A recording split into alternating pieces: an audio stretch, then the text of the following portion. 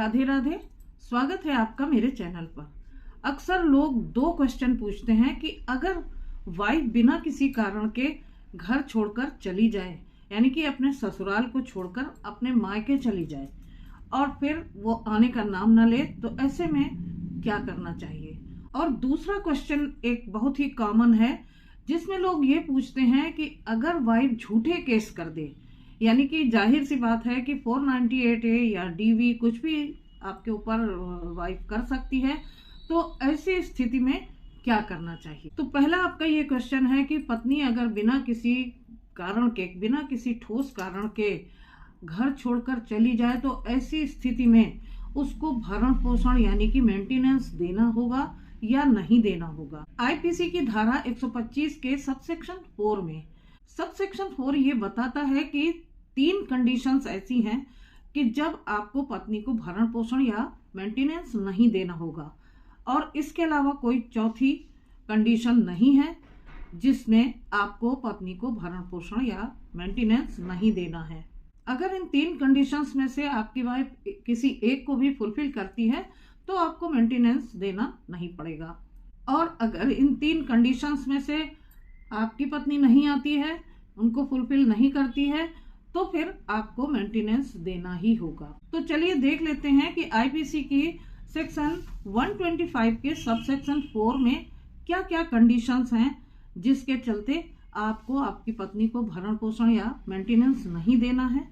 तो पहली कंडीशन है कि बिना किसी उचित कारण के आपकी पत्नी अगर घर छोड़कर, यानी कि ससुराल को छोड़कर, मैट्रिमोनियल हाउस को छोड़कर कहीं चली जाती है या कहीं अपने मायके चली जाती है, तो ऐसी स्थिति में उसको आपको प्रूव करना होगा कि बिना किसी उचित कारण के आपकी पत्नी आपको छोड़कर, अपने ससुराल को छोड़कर चली गई है। अब यहाँ जो उचित कारण शब्द दिया गया है, ये एक अपने आप में बहुत वास्ट टर्म है, यानी कि एक बहुत लंबा चौड़ा तथ्य है। क्या उचित है और क्या अनुचित है, इसकी परिभाषा, इसकी कोई डेफिनेशन तय नहीं की गई है। Without any relevant reason and without any satisfactory reason, तो इन चीजों में आप उलझ कर रह जाएंगे, क्योंकि कोई भी रेलेवेंट रीजन अभी तक उसकी कोई भी डेफिनेशन तय नहीं की गई है। अब यहाँ एग्जाम्पल के तौर पर मान लीजिए कि आपकी वाइफ कहती है कि मुझे तुम्हारी मदर की शक्ल बिल्कुल पसंद नहीं है और मैं रोज रोज उनकी शक्ल देखना पसंद नहीं करती हूँ, इसलिए मैं उनके साथ रहना नहीं चाहती, मुझे कहीं अलग ले चल के अलग घर में रखो, या तो फिर ये किचन बहुत छोटा है, इसमें सारी सुख सुविधाएं पहले अरेंज करो, एक मॉड्यूलर किचन बनाओ और उसके बाद ही मैं काम करूंगी, वरना मैं काम नहीं करूंगी, ये मुझे पसंद नहीं है। तो अब आपकी पहुंच में अगर नहीं है उस किचन को मॉड्यूलर किचन बनाना, तो आप ऐसे में क्या कहेंगे। और पत्नी आपकी रूठ के मायके चली गई है और आने का नाम नहीं ले रही है, तो इसको उचित कहा जाएगा या अनुचित कहा जाएगा। लेकिन ये कोई उचित कारण नहीं होगा, और ये मात्र एक एग्जाम्पल के तौर पर मैं बता रही हूँ। ये कोई सफिशिएंट कारण नहीं है घर छोड़ने का। लेकिन अगर आप उस पत्नी को मारते हैं, पीटते हैं, धमकाते हैं या कोई क्रिमिनल इंटीमेशन है, तो इस स्थिति को घर छोड़कर जाने का एक वैलिड रीजन माना जाएगा। तो यहाँ पर आप देखेंगे कोई भी उचित या अनुचित कारण डिफाइन नहीं किया गया है। ये कोर्ट के विवेक के ऊपर है कि कोर्ट किस रीजन को उचित मानती है और किस रीजन को अनुचित मानती है। ये पूरा का पूरा कोर्ट के विवेक पर निर्भर करता है। तो चलिए आप इस झमेले में मत पड़िए, आप अपने वकील से पूछ सकते हैं कि कौन सा सफिशिएंट रीजन के रेंज में आता है और कौन सा कारण सफिशिएंट रीजन की रेंज में नहीं आता है। अब यहाँ धारा 125 के सबसेक्शन 4 में दूसरा पॉइंट ये बताया गया है कि जब आपकी पत्नी या किसी की पत्नी एडल्ट्री में है, यानी व्यभिचार में है, वो अपने पति के अलावा किसी अन्य मर्द के साथ शारीरिक संबंध बनाती है, तो ऐसी स्थिति में भी वो पत्नी मेंटेनेंस लेने का अधिकार खो देती है, उसको मेंटेनेंस नहीं मिलेगा। और अब सबसेक्शन 4 में तीसरा जो पॉइंट बताया गया है वो ये है कि अगर आप हस्बैंड वाइफ म्यूचुअल कंसेंट से, यानी कि आपसी सहमति से अलग अलग रह रहे हैं, तो ऐसे में वाइफ जो है वो मेंटेनेंस का क्लेम नहीं कर सकती। इसके अलावा भी एक और कंडीशन है कि जब वाइफ अर्निंग है, यानी कि वो कमा रही है पत्नी आपकी, तो ऐसी स्थिति में भी कोर्ट उसे मेंटेनेंस देने से मना करता है। इससे रिलेटेड हाई कोर्ट और ऑनरेबल सुप्रीम कोर्ट के बहुत सारे जजमेंट्स हैं जो कि हमारे दूसरे वीडियोस में आपको मिलेंगे। तो छोड़िए इसको और ये समझ लीजिए कि चौथा पॉइंट एक और है कि जिसमें वाइफ अगर अर्निंग है वो अपना खुद को मेंटेन कर सकती है, अपना भरण पोषण का भार उठा सकती है, तो ऐसी स्थिति में वो पति से मेंटेनेंस क्लेम नहीं कर सकती, कोर्ट उसको मेंटेनेंस नहीं दिलाती। तो यहाँ पर आपका पहला सवाल तो क्लियर हो गया होगा कि अगर ये 3 कंडीशंस, यानी कि मैंने जो 4 कंडीशंस बताई हैं, उनमें से किसी को भी आपकी पत्नी क्वालिफाई करती है तो फिर उसको मेंटेनेंस नहीं देना होगा। और अगर इनमें से कोई भी कंडीशन उस पर खरी नहीं उतरती है, यानी उस कंडीशन को क्वालिफाई नहीं करती है, तो फिर आपको मेंटेनेंस देना ही होगा। मैं आपको पहले ही बता चुकी हूँ कि इन चारों के अलावा और कोई ऐसी कंडीशन नहीं है जिसमें कि आपको पत्नी को मेंटेनेंस नहीं देना होगा।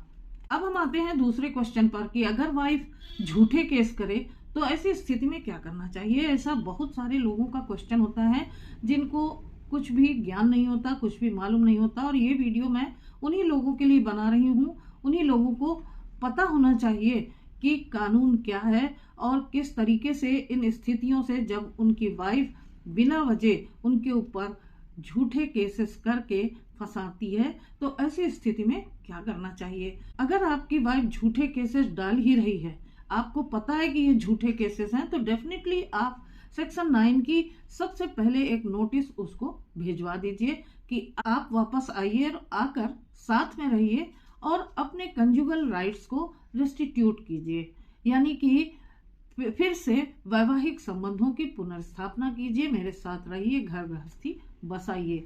इससे संबंधित हिंदू मैरिज एक्ट के सेक्शन 9 की नोटिस आप उसे भेजेंगे। ये रहा पहला स्टेप जब आपकी वाइफ झूठे केस आपके ऊपर डाले। अगर आपकी वाइफ इस नोटिस को मिलने के बाद आ जाती है तो आपकी घर गृहस्थी चल पड़ेगी, और अगर नहीं आती है तो फिर कोर्ट कचहरी के चक्कर लगाने पड़ेंगे, आपको केसेस करने पड़ेंगे, और अगर वाइफ ने कुछ इनिशिएट कर दिया तो फिर आपको एक एडवोकेट करना पड़ेगा और अपने को डिफेंड करने की तैयारी करनी होगी। तो झूठे केसेस से डिफेंड करने और उससे निकलने का एक ही तरीका होता है कि ये साबित किया जाए कि ये केस झूठा है। आपको अदालत में ये क्लियरली बताना होगा कि ये जो आपकी वाइफ ने आपके ऊपर केस किए हैं ये सब झूठे हैं। आपकी पत्नी आपके ऊपर झूठा 498A या फिर डोमेस्टिक वायलेंस का केस कर सकती है।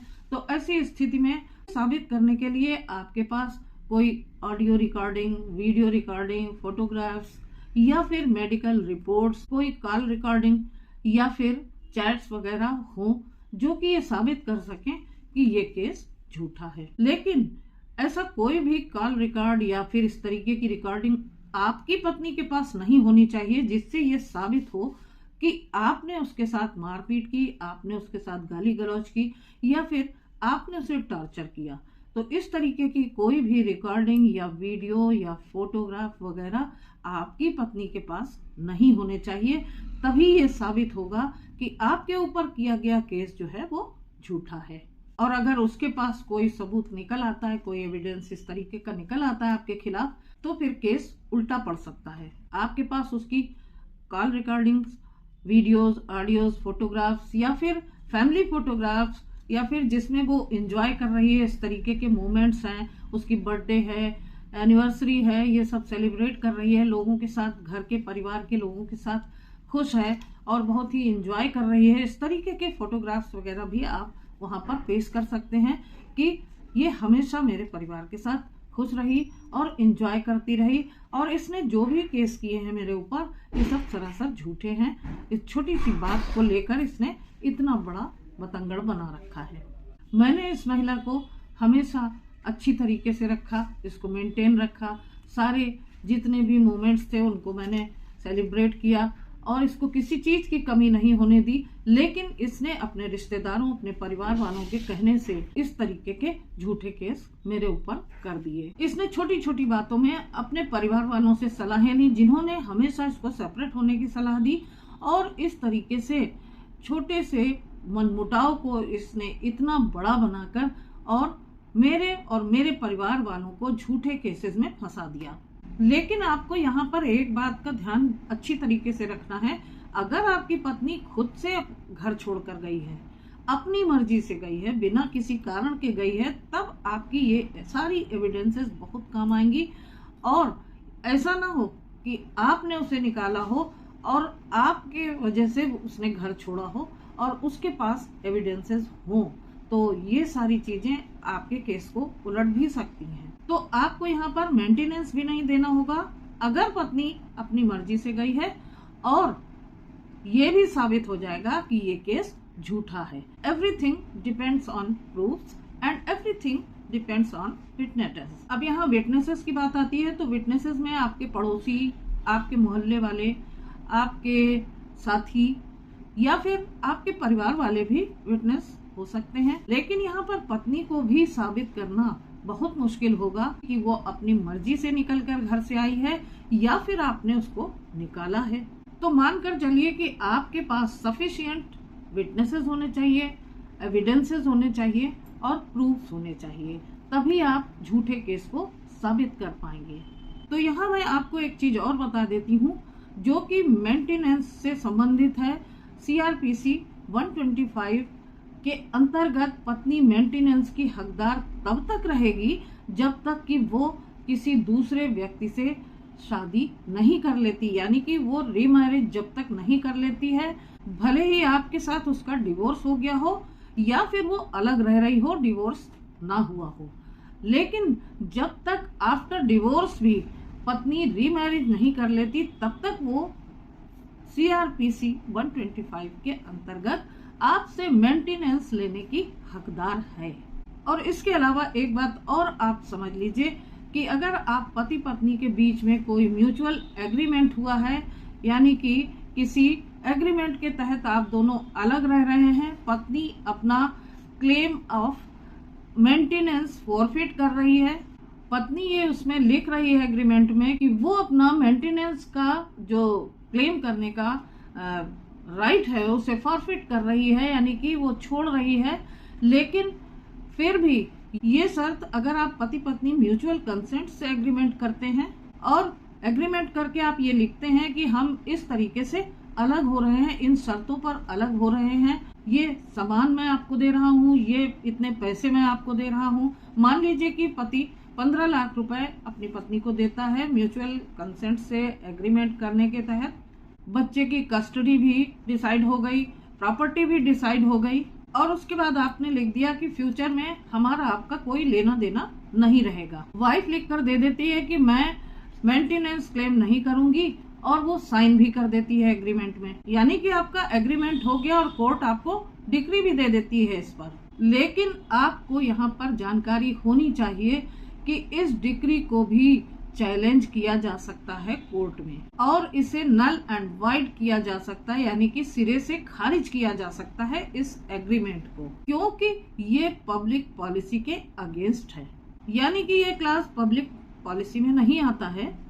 अगर पत्नी लिखकर भी दे देती है कि मैं भविष्य में कोई मेंटेनेंस क्लेम नहीं करूंगी आपसे, and this is full and final settlement between us, लेकिन इसके बावजूद भी पत्नी आपसे मेंटेनेंस लेने की हकदार है। अब यहाँ जो आपकी डिक्री हुई है, जो आपके बीच कॉन्ट्रैक्ट हुआ है, एक ऐसा कॉन्ट्रैक्ट जिसे कोर्ट ने अप्रूव भी कर दिया है और डिक्री भी दे दी है, ये सिर्फ एक कॉन्ट्रैक्ट है जिसमें वाइफ लिख रही है कि वो मेंटेनेंस का हक छोड़ रही है, नहीं लेगी भविष्य में, लेकिन ये सिर्फ एक कॉन्ट्रैक्ट है जो वैलिड नहीं है। आपकी वाइफ कभी भी आपसे मेंटेनेंस का क्लेम कर सकती है, यानी कि आपकी वाइफ कभी भी जाकर इस कॉन्ट्रैक्ट को कोर्ट में नल एंड वाइड करा सकती है और आपसे मेंटेनेंस ले सकती है, और तब तक मेंटेनेंस की हकदार रहेगी जब तक कि वो रीमैरिज नहीं कर लेती, यानी दूसरी शादी नहीं कर लेती। ये रहा दूसरे क्वेश्चन का आंसर। कि पत्नी अगर झूठे केसेस करे तो आप किस तरीके से उससे निपटेंगे। और पहला था मेंटेनेंस के संबंध में, यानी कि पत्नी अगर अपनी मर्जी से छोड़कर चली जाए तो उसको मेंटेनेंस देना होगा कि नहीं देना होगा। मेंटेनेंस से संबंधित आज मैंने 2 बहुत ही इम्पोर्टेंट आपको ऐसे फैक्ट्स बताए हैं, उनको भी आप ध्यान में रखिएगा। तो आशा करती हूँ कि आपको बहुत अच्छी तरीके से अपने दोनों क्वेश्चंस का आंसर मिल गया। दूसरा जो क्वेश्चन आपका है झूठे केसेस से किस तरीके से आपको बचना है, इसमें थोड़ा सा मैं और एलोबरेट कर देती हूँ कि जब भी आपके ऊपर पत्नी आपकी झूठे केसेस कर दे तो ऐसी स्थिति में, क्योंकि झूठा केस आप नहीं कर रहे हैं इसलिए आपको घबराने की जरूरत नहीं है। पुलिस जब भी आपको बुलाए तो आपको जाना है, कोर्ट जब भी आपको बुलाए आपको कोर्ट में हाजिर होना है, काउंसलिंग के लिए जब भी आपको बुलाया जाए तो आपको काउंसलिंग में प्रेजेंट होना है। काउंसलिंग में जाकर आपको अपनी बात को बहुत ही सहजता, धैर्य पूर्वक और गंभीरता पूर्वक बताना है। मीडिएशन में या पुलिस के सामने कभी भी अपना धैर्य, अपना आपा नहीं खोना है। अगर केस झूठा है तो वैसे भी आपको घबराने की जरूरत नहीं है। हर प्रोसीडिंग में आप आराम से भाग लीजिए, धैर्य पूर्वक अपनी बात को कहिए, और चाहे वो मीडिएशन हो, चाहे पुलिस हो या फिर कोर्ट हो। अगर आपके रिश्तेदारों का, आपके परिवार वालों का नाम चार्जशीट में दाखिल हो गया है तो ऐसी स्थिति में आपको घबराना नहीं है, क्योंकि पत्नी आपसे बदला लेने की नियत से सभी को इंक्लूड करेगी। यहाँ तक कि अगर आपके पास कोई पेट हो तो हो सकता है कि शायद उसका भी नाम वो डाल दे। अपने परिवार वालों, अपने रिश्तेदारों के नाम हटवाने के लिए आप पुलिस पर जोर न डालें, क्योंकि ऑब्वियसली आपका केस कोर्ट में जाएगा जहां मजिस्ट्रेट खुद उस चीज को देखने वाले हैं, और मजिस्ट्रेट खुद इस बात को संज्ञान में लेते हैं कि जिन जिन लोगों को आपकी पत्नी ने बिना मतलब केस में फंसा रखा है उन सब का नाम धीरे धीरे करके कट जाता है। अब यहाँ केस पति पत्नी के संबंधों का होता है, और पत्नियां जो होती हैं वो सभी रिश्तेदारों के, ज्यादा से ज्यादा लोगों के नाम डालने में विश्वास रखती हैं और दूर दूर रहने वाले रिश्तेदारों तक को नहीं बख्शती। तो ऐसी स्थिति में अगर आपकी पत्नी इस तरीके से लोगों का नाम डालती है ज्यादा से ज्यादा, तो ये आपके लिए एक तरीके से प्लस पॉइंट होता है कि आपका केस और मजबूत होता है और पत्नी का झूठ और ज्यादा पकड़ा जाता है। और दूसरा इसका फायदा ये होता है कि अगर पत्नी ने जिन जिन लोगों का नाम डाल दिया है केस में, उन सब को जब आपका वकील बुलाकर क्रॉस एग्जामिनेशन कराता है और पत्नी के ऊपर प्रश्नों की बौछार हो जाती है, तो ऐसी स्थिति में पत्नी के सामने कोई रास्ता नहीं बचता है।